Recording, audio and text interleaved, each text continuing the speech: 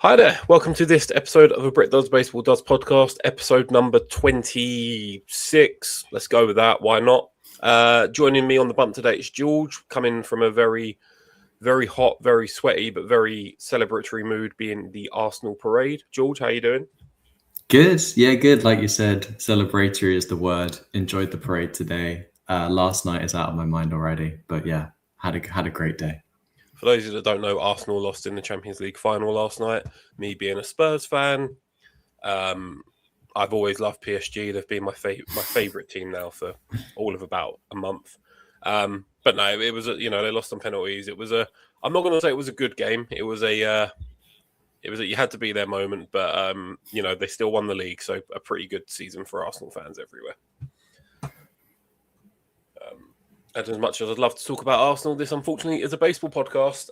We've got a bit of a weird one today. We don't do this often. We do tier lists often, but we don't do live tier lists. And we asked people for some suggestions, and we're going to do a couple more of these throughout the season. But this one, we're going to rank each team's middle infield. Now, for those of you that don't know what that means, that's their second baseman and their shortstop. We have a tier list, so we're not going to rank them 1 to 30. That would be too difficult and would take too long. And neither me or George know enough about, 28 other teams to really make a good judgment. But we can do, just a generic tier list. So without further ado, please welcome the tier list to the stage. For those of you watching on YouTube, you can obviously see it. For those of you listening on our Apple Podcast or Spotify, you can't visually see it. So I will just go through each tier very, very quickly. So we have 5 tiers for you today. There's a few niche references in there. Our top tier, Lock, Stock and Smoking Barrels, named after the film, Lock, Stock and Smoking Barrels. What that means is the guys can hit, they've got the smoking barrels, they can field, lock, the positions under lock. They're the best of the best. Both players are really, really solid at their jobs. Our next tier down is Young but Not Dumb. This is reserved for where the infields are quite young. They still might make a few mistakes here or there, but realistically, they're looking good early on in their career. We may also chuck, an older person in there if they're, still very solid. Our third tier, one-man army. This is where you've got one of the two guys in the middle infield is world class, and the other one maybe isn't up to scratch as much. There's a few that will probably spring to mind straight away, but we'll go through them when we get there. Our second to last tier, we've got more buck than bang. Probably more of like our solid tier. There's nothing spectacular, but there are a few errors in there. They're prone to a few issues. And our final tier is Swiss cheese, because if you are familiar with cheddar or cheese in general, like I am, you will know that Swiss cheese has loads of holes in it. Therefore, they can't hit, they strike out a lot. Likewise, their fielding isn't really what it used to be. There's going to be a few Swiss cheeses in there. We're going to make this a bit controversial because it makes better podcasting. George, are you ready to run through the teams? I'm so ready. Wonderful. So we've done this in order, just a random order. We're going to do division by division, team by team. I'm going to quickly give the players and the position, and then George and me are going to try and rank them as best we can. We're going to start with the NL Central because we never really tend to start with the Central divisions. And as I've made the list, my team gets to go first. It's the Chicago Cubs. Nico Horner is our second baseman, and Dansby Swanson is our shortstop. George, where would you like to put the Cubs? It's a tough one. I know you're going to be the expert on this, but for this year especially, I'm going to have to put them in one-man army. Oh, okay. What's the reasoning for that?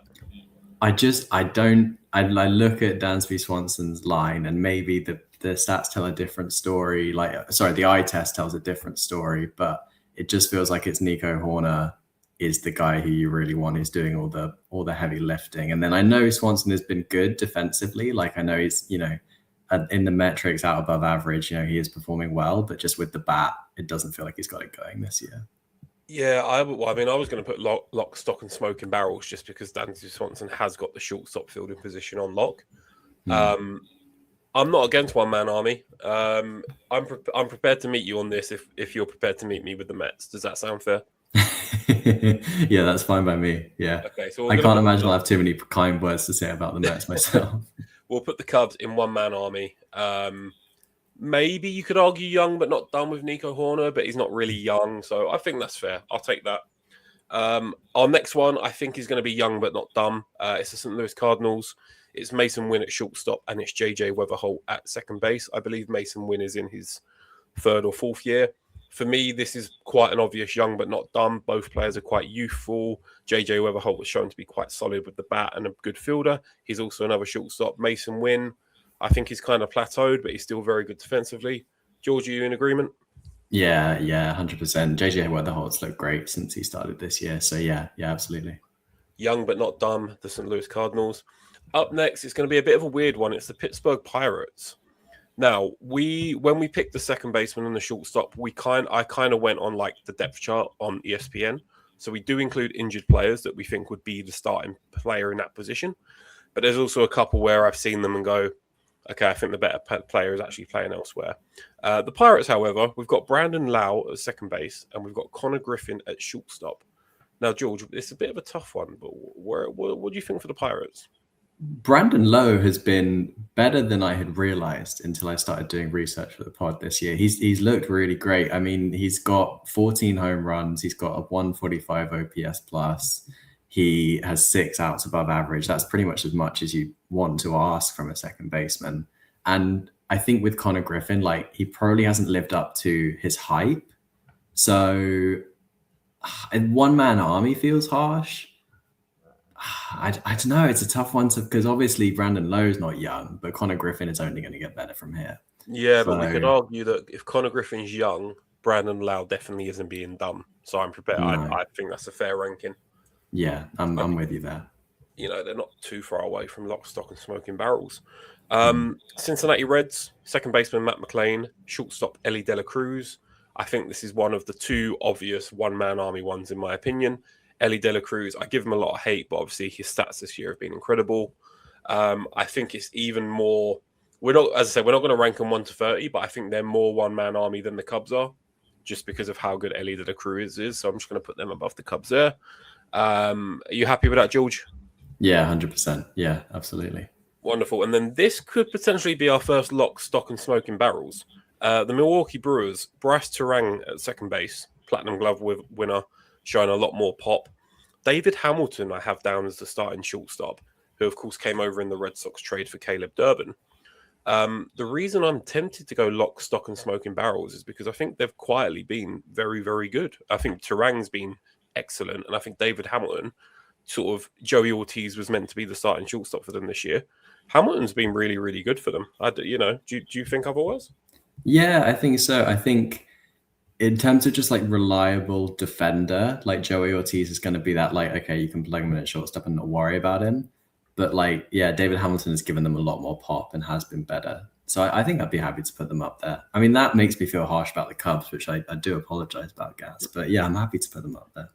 No, I can't do all the Cubs glazing. Someone else has to do it for me. I'm prepared to put the Brewers in lock, stock, and smoking barrels. They deserve it. It's time for me to get my revenge. But I'll let you chat first. New York Mets. Who's second baseman and shortstop for the Mets? Oh, the unmistakable Marcus Semien. I mean, he was supposed to be, okay, we give up Nimmo's bat, but we get defensive solidity at second base. And what we've had is anything but defensive solidity at second base. He's not been good. But to be fair to Marcus Semien, Francisco Lindor has been injured now for what feels like a lifetime, but I think is roughly about 4 to 6 weeks. So that he's just not been able to find any consistency as a pair. If Lindor was healthy, this would be one-man army, but Lindor hasn't played in over a month and he had his typically slow start to the season. So I'm going to go with more buck than bang right now. But once Lindor gets healthy, I'm sure he'll finish the season strongly and we'll see what happens. I think that's fair. I can't put them in Swiss cheese because Lindor's a fabulous defender and Semien is still also a very good defender. So I think you've done the Mets proud there. If you've got the list of players in front of you, do you want to take us through the NL East as this is your division? Yeah, sure, absolutely. So on the Braves, it's Ozzy Albies and Hae-Seong Kim. What do you think about these guys? I'm tempted to go one-man army. I think Ozzy Albies has been fantastic this year to start the year. Hae-Seong Kim is still coming back from injury, but he hasn't really played much. To me, that just screams one-man army because I think Albies is doing all the heavy lifting, as he's done for quite a few years in Atlanta. You know, they tend to cycle through shortstops, right? Albies tends to just be there consistently. So That's where I would put them. Yeah, no, I completely agree. I mean, if it was Ha-Seong Kim by himself, it would be Swiss cheese. I was looking at stats, and I've got some baseball reference pages open just in front of me. You know, OPS plus is like where 100 is average, an average hitter, and it's graded from there. Ha-Seong Kim, in the limited baseball he's played so far this year, has a negative 14 OPS plus. I didn't know OPS plus went into the negative. Yeah, I would have thought it'd be 0, but right. But Baseball Reference is negative 14, so it's not been a banner season for him. Yeah, fair enough. I'm happy with that for the Braves. Who we got next? So on the Phillies is Bryson Stott and Trey Turner. I think for me, this again falls, I would say, into more buck than bang. Like Trey Turner was a legitimate MVP candidate last year, but this year has just not looked good at all, really. Do they just need to go out and give him a round of applause again? Is that what they're saying? You know? Yeah. If Robin's really nice to him again, maybe he'll start hitting the ball. Yeah. I'm happy with that. And we've got two fun teams to end this division with. Yeah, this one was the biggest surprise to me. Xavier Edwards and Otto Lopez. I think when I thought about it initially, I was like, this will definitely be young but not dumb. But then looking at the stats, defense and offense, I feel like the Marlins have to go into lock, stock, and smoking barrels from my point of view. They've both been exceptional this year. I think I read somewhere that they have the highest combined WAR total for a middle infield. I don't know what that figure is, but I think they have been the best middle infield this year. So for that reason, they're going to be going top of lock, stock, and smoking barrels for now, unless we decide otherwise. Yeah, we reserve the right to. And then finally on the Nationals, Nasim Nunez and CJ Abrams. What do you think about these guys? I've got one man army again. I think CJ Abrams at shortstop has been actually quite good this year. Nasim Nunez, I can't say I watched the Nationals week in, day out, but when they played against the Cubs start of the year, he did one of the most egregious challenges you'll ever see. Like he was at bat, and it was definitely a strike. Like we're talking middle, and in his haste to be like, oh, he knows he fucked up, he tapped his helmet, then immediately regretted it. Cost the Nationals the challenge. So for that reason, I'm going to go one man army because I think CJ Abrams has been incredible. I don't know if you think any different. You being the NL East expert. No, I feel the same way. I feel that absolutely. That makes sense. Yeah. Wonderful. We're going to finish up the National League West. Sorry, we are speeding through these because it's just a nice fun one for the evening. You know, it's 7:00 as we record this. It will be out later tonight, and we didn't want someone to come out and have like a 5 home run game and completely fuck up our rankings. So that's why we're speeding through these. To keep it nice and current. We finish our National League tour with the NL West. There's only one place to start. Unfortunately, it's the Los Angeles Dodgers. I've got down Tommy Edman at second base and Mookie Betts at shortstop. Honestly, if we're talking about these two, I know Mookie hasn't hit to start the year that well. And obviously, Tommy Edman has been injured, so you could maybe put, Miguel Rojas in there or Ha-Seong Kim, I believe is the second baseman. Or Kike Hernandez played 2 games before he got injured again. But I think Alex Freeland has played some games there as well this year. Yeah. So we could put in, the second base seems to be quite a weakness for the Dodgers, plus Cole Tucker. I'm looking at the Dodgers. I'm thinking about more buck than bang because I don't know. I don't think their middle infield have been the ones doing the damage. Yeah, I agree. I think for now, looking at how they've played so far this year, it's hard to say otherwise, but they'll probably both hit walk-off grand slams in the playoffs, so we'll look done by the end of the year. Yeah, that's fine. We look done most of the time. Moving on to the best team in baseball. Sorry, no, worst team in baseball. San Francisco Giants. Sorry, Cal. Luis Arias as the second baseman and Willie Adames at shortstop.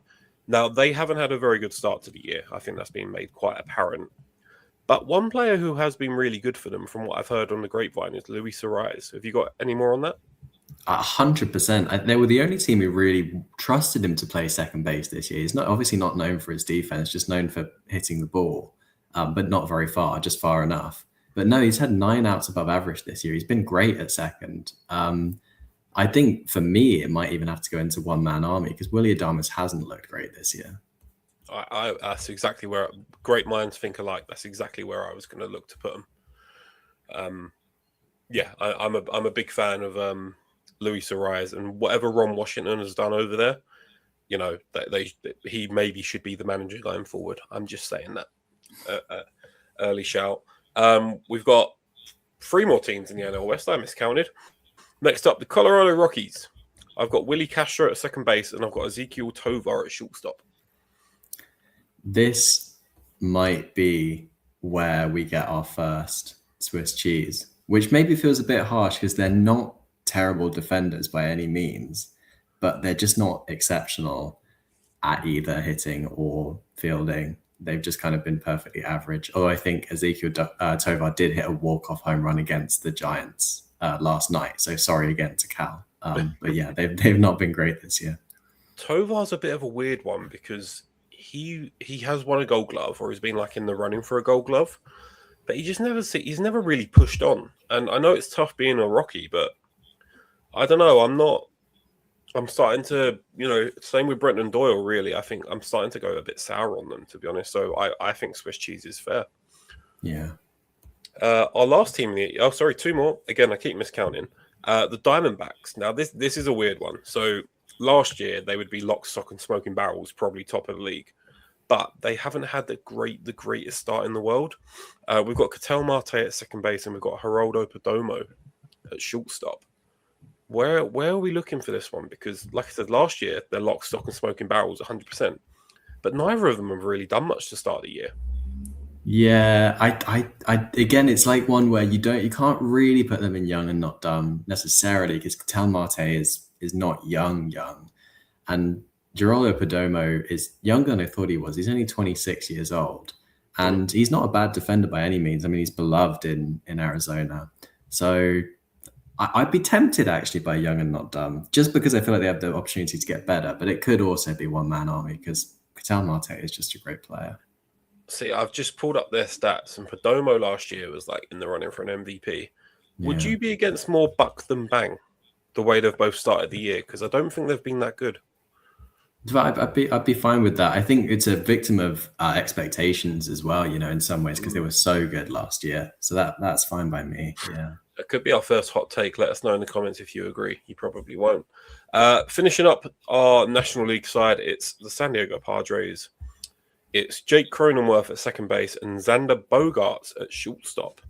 I don't know with this one. I'll be honest with you. Let's see what Xander Bogaerts is saying. Obviously, I don't have all the stats up in front of me. 8 home runs, so he's doing okay. Cronenworth, I think, is just kind of a black hole offensively. I don't know.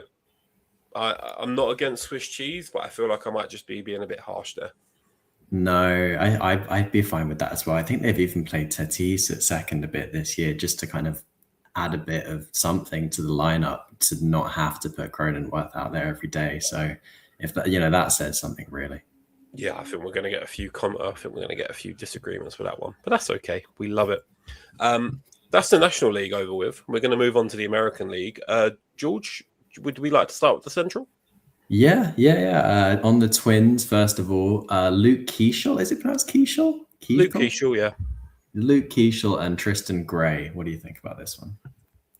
So I had to look up who Tristan Gray is because I've never heard of him before, which isn't a great thing. Where am I looking at? Keeschel was really good last year. He hasn't really started the season that well. When I first saw this, I thought it's Swiss cheese. Is me being honest, but I could maybe go more buck than bang. What do you think?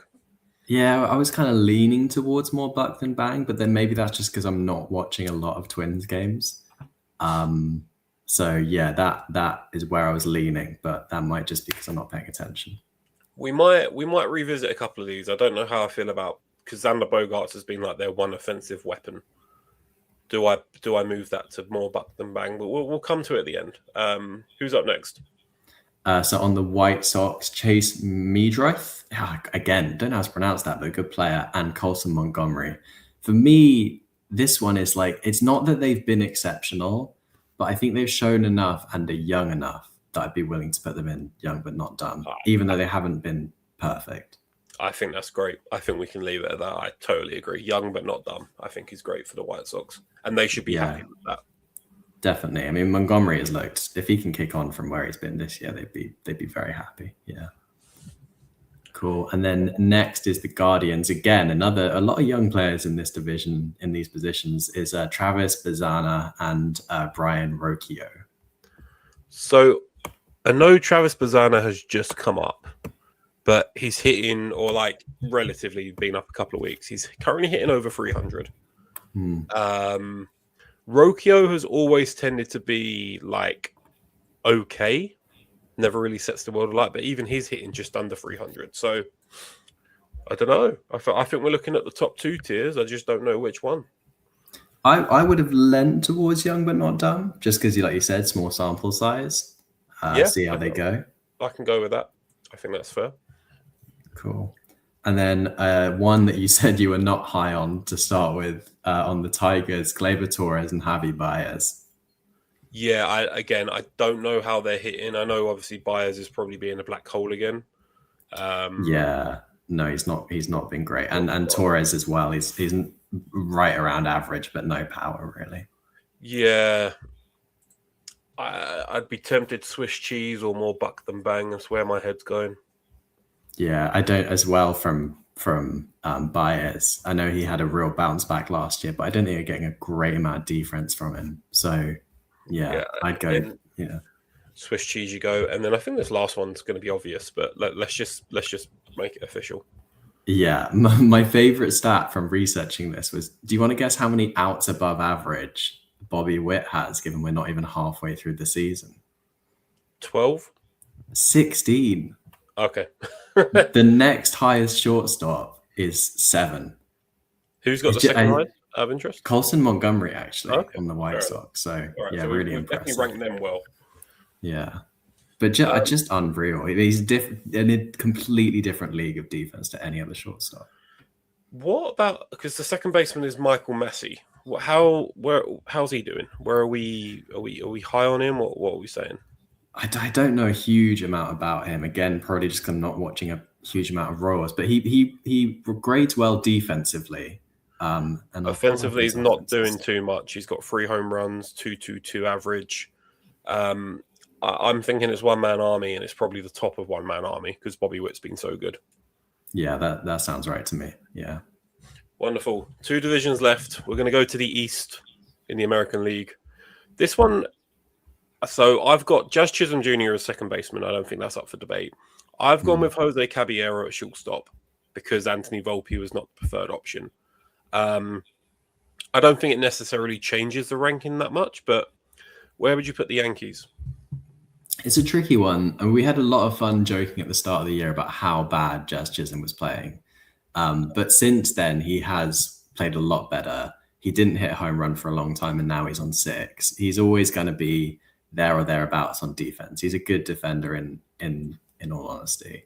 But I'd probably still put them just more buck than bang. You're right, okay. I'm not against that. I think Caballero's been pretty good. Okay. But he's currently injured, but he took a while to get there. So I think it's got to be top of more buck than bang. And I think we're going to get a lot more hate because we've got both New York teams and Los Angeles team and the Phillies all in more buck than bang. I know, it's like it's an all-star lineup in more buck than bang. That could be a play. Those are all teams that have been in the playoffs in the last couple of years. Incredible. Next up, we've got the Baltimore Orioles.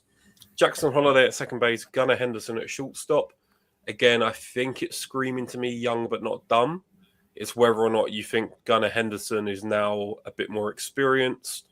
Should he be, leading that infield? Obviously, Jackson Holliday is in his second year. I think it's young but not dumb. Yeah, I completely agree. Yeah. Gunner's looked really good this year. But Jackson Holliday, I mean, it's so young, really, really young player. Yeah. And it's looked good but not great. So I'm happy with that.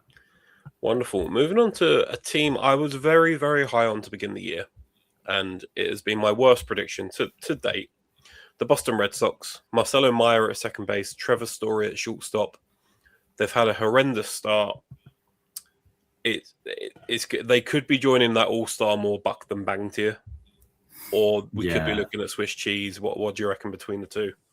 Yeah, I don't think they're like a bad pair defensively, but they've just been not inspiring whatsoever. And Trevor Story, I think especially, it's just been like he's never going to be the guy that we thought he could be, when he was coming up. So I'm fine with more buck than bang or even Swiss cheese. I'll let you decide. I don't think they've been better than these five, so I think it's got to be Swiss cheese. I've just seen their hitting stats. Neither of them are hitting above 250.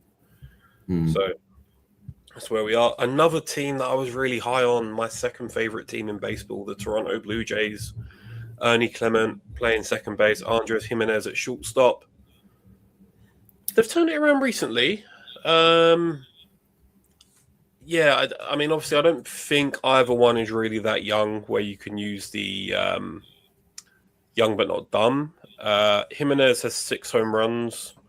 Ernie Clement, obviously, is more of a utility player, but this year has really taken off at shortstop. Second base, even. He's hitting just under 300. So they're not Swiss cheese. They've saved themselves from that. Do we go one-man army? Or do we go more bang? I would lead. I don't know. I feel like I'm being harsh, and again, just putting all the best teams in more buck than bang. But I think that the stats say that Clement has not had a good year defensively, and that maybe Jimenez has had a good year defensively. So maybe it all evens out somewhere. But Clement has looked better certainly at the plate recently. Let's put him there for now. We may need to adjust some of these, but we'll get there. Our final pairing of the Tampa Bay Rays is Richie Palacios at second base and Taylor Walls at shortstop. Now, from what I know of, general baseball, is Taylor Walls can't hit to save his life. But I believe that Richie Palacios, no, again, he's not really done much. But they're just a scrappy team. What do you reckon for the Rays? I think it's harsh to put them in Swiss cheese because they're not bad defenders. No. But like you say, they haven't hit well at all of it, like meaningfully. So I would lean towards more buck than bang. Okay, we're definitely going to revisit this. Okay. I think there's. Can't be the Dodgers. Do we move the Yankees up one and say Jose Caballero was really turning it on? Yeah, I'd be fine with that. And the thing is, like, if Mookie gets hot, or even if Trey Turner just looks kind of like what he looked like last year, then again, but currently we can't move them up. The Yankees was the only one. The Yankees and the Blue Jays are the two where I'm like, I don't know. Or the Diamondbacks, because Ketel Marte he's been bad by his own standards, but he hasn't been bad by anyone else's standards. Let's do the last 5 teams and then we can take a final view. Over to you for the AL West. Yeah, for the Mariners is Cole Young and JP Crawford. What do you think there? I'm tempted to put them in young but not dumb because I think whilst JP Crawford has been the shortstop for them, I believe Colt Emerson, that's his future position, who's currently playing at third for them. So if you take that into account, I would put them in young but not dumb. But likewise, they've not been that good to start the year. No. And I think JP Crawford has been particularly bad defensively to start the year at shortstop. So, yeah, it's a tricky one. How's Cole Young been at second? I have the outs above average. He's got 2 outs above average, so perfectly fine. Okay, I'm just going to pull up his hitting stats. Does that save him from the Swiss cheese? It might do. More buck than bang, maybe. Cole Young, MLB. Yeah, he's not going to get DFA, but he also hasn't inspired anyone. All right, more buck than bang, and I think the Blue Jays are going to move up. Okay. I think Clement has been better than Cole Young. Yeah, I think so. Do any of these guys? Maybe the Braves? No. Maybe the Braves has been really good. Albies has been really good. Maybe the Braves do go in lock, stock, and smoking barrels, and that's just because how good Albies has been. Or does that? Let's finish up. I'm getting. If they trade for somebody or just find a solution for Ha-Seong Kim or just figure something out there, then they could be great. Mhm. Yeah. Or Houston does Bobby Astros. Witt Jr. just get into a tier of his own? Has Massey been okay defensively? Let's have a look. How old is he? Let me look up his age. If he's under the age of 30, they can go up. Michael Massey. Casey. He's 28. I'm prepared to put the Royals up a tier. Yeah, and he's got 4 outs above average. So that's fine. Wonderful. By me. Okay, let's do these last 4 right. teams. We're getting ahead of Houston ourselves. Astros, definitely not young. Jose Altuve and Jeremy Pena as well. I mean, they've been pretty bad, haven't they? Yeah, no, definitely. Altuve looked a bit rejuvenated last year with the position change. But yeah, he hasn't looked great this year. Are we saying Swiss cheese? That's in part due to injury. Pena's been out for a while, but yeah, I can back that. Yeah, okay. I can get behind that. And then the Rangers, Ezekiel Duran and Corey Seager, who again has, I think, been maybe disappointing this year. I don't know how you feel. Yeah, I know he's not been great, but I think Duran's actually been low-key quite good for them. He's playing in he's hitting just under 300 and he's kind of playing utility for them. And when the Rangers played the Cubs, he made some really, really good plays. I'm not against one-man army for the Rangers, and I think that's us being generous. Yeah, that's fine by me. And I think if you put that there at the start of the season, people wouldn't expect that to have been Duran rather than Seager. Yeah. And then on the A's is Jeff McNeil and Jacob Wilson. I sort of feel like Jacob Wilson probably deserves to be in that, young but not dumb category. And McNeil hasn't looked terrible. So I'd be happy putting them in there. I don't know what you think. Yeah, I agree. I think Jacob Wilson has got enough credit in the bank to be young but not dumb. Nice. And then finally, the Angels, Vaughn Grissom and Zach Neto. So it all purely depends on Zach Neto, because I know he's a very good player. How good has he been this year? He has not been bad. How's he done defensively? Because attack, he's got 10 home runs, but he's hitting sub 250. Okay. I knew he'd hit a lot of home runs. He is not. Oh no, not good defensively. And I will say, I know I keep referencing it. Outs above average is a flawed metric, and I know we'll probably get a lot of comments about that. But it's a useful, just like one look. Yeah. Okay, are they above or below that average? But it's not a perfect metric.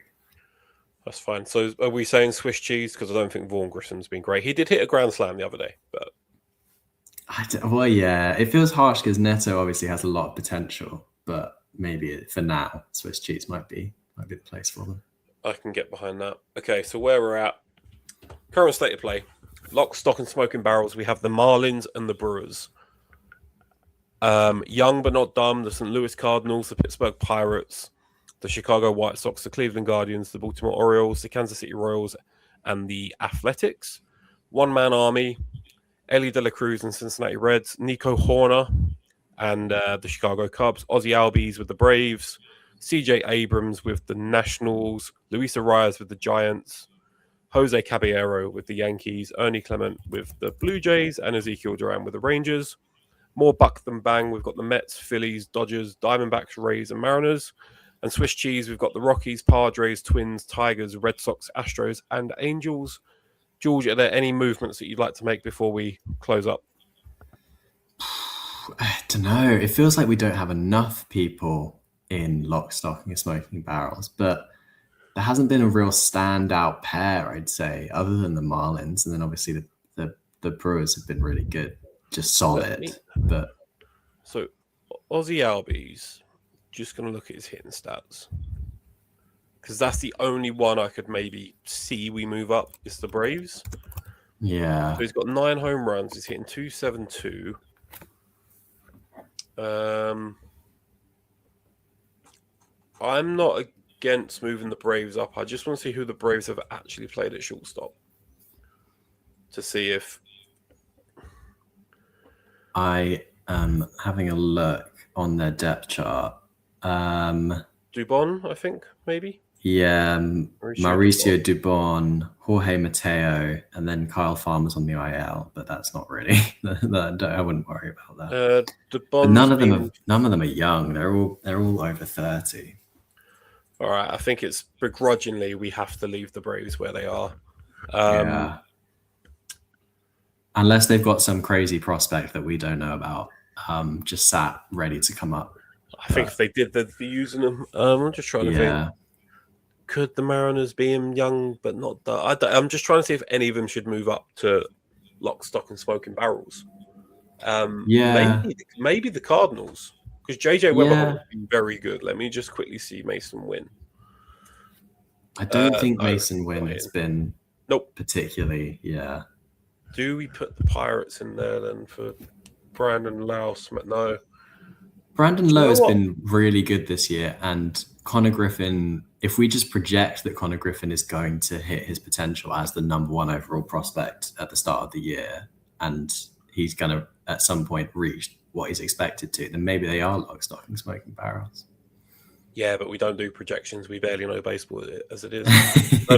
We look at this in like 3 months' time. It's like, why the fuck did you not put the Pirate? The White Sox, Montgomery's been really good, and Chase Mydroff has been very good defensively. That's the only other one.